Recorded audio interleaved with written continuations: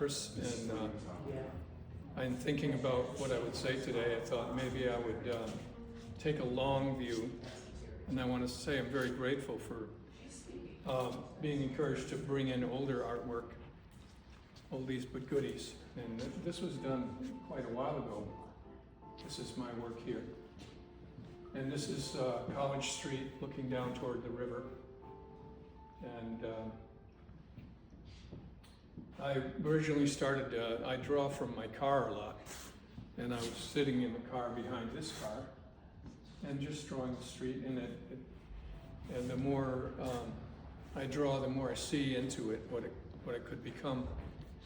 And it began to be a little bit of a stage set. With the lighting actually was coming in the afternoon and shining off these windows and shining on the street. And originally I thought I would make a very technical, accurate rendition of how the light was bouncing around there, but that didn't come through. Come on up here in front and sit and be comfortable. There's two more chairs here at least. So I just thought I'd introduce myself as a person. I graduated from Albany State with a BA in a major in fine art, from the art department, which turns out wasn't a very practical degree as far as applying it. But then I was drafted and as a conscientious objector and went to New York City. I had to take a job that was low paying as part of the requirement. And so I stayed there about 13 years. But most of my work was in sketchbooks because I had, things going on in my life. And there was a brief spell where I got a job around 1989, and I did this picture and some others. And that was nice to, even though teaching is very demanding, you can also do your artwork. But then I got married, and we had a difficult child to raise. So I'm just sort of feeling my way through what I want to do now that I'm retired. And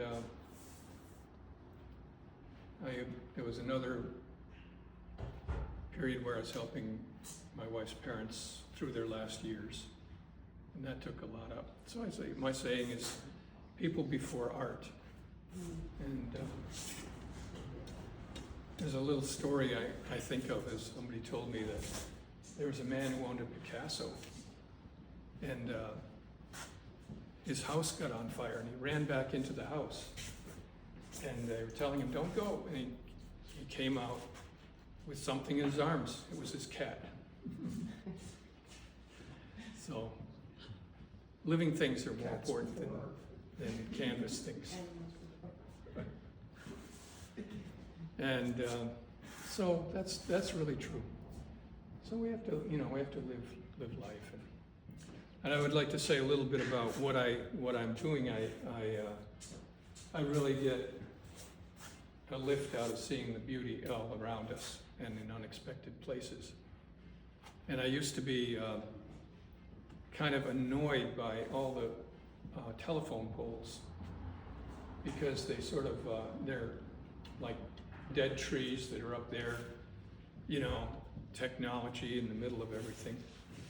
Then I started noticing that out in the country, they don't have very many big trees, especially on the farmland. But here in the city, we have these gorgeous, huge, mature trees. And I have been inspired by, and maybe you've heard of him, Vicat Cole wrote The Anatomy of Trees. And I thought that was a funny title, but I read through the book, and each tree has its own way of growing, in particular the angle that the branches come off at. And I was doing life drawing with one of the groups around here, or two, Union College and the River Artists. And I realized that I was paying for these models, but I really don't do figurative art as much as plein air.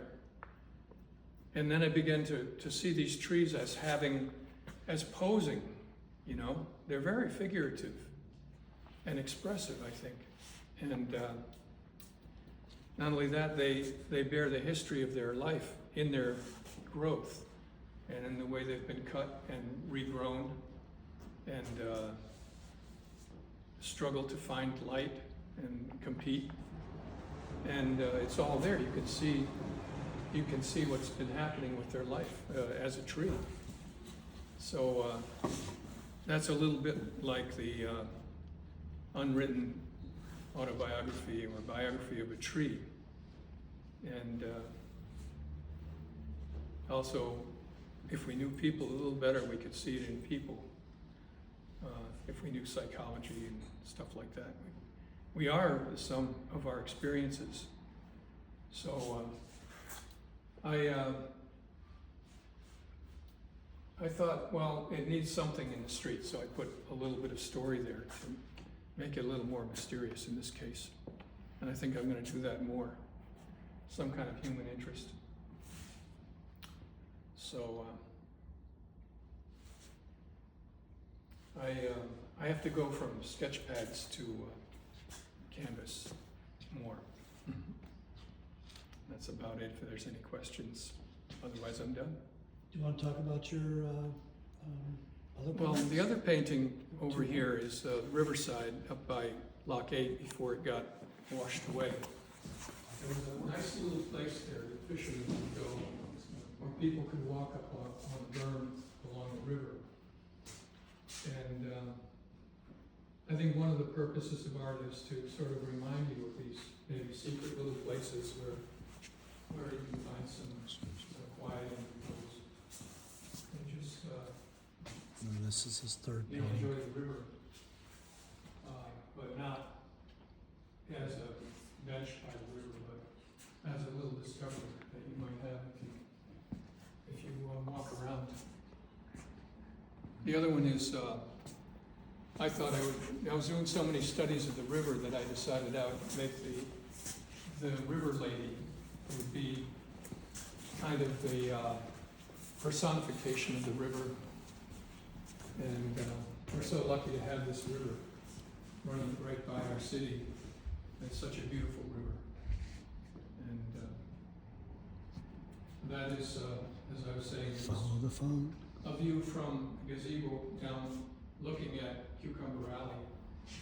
The landscape is pretty real, and of course the lady's fictitious. So I have to tell people it is not my ex-wife. The current wife.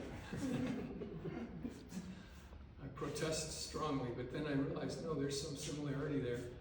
What's going on with that? Okay. Thank you for listening, and we have other speakers. Thanks, John. Thank you.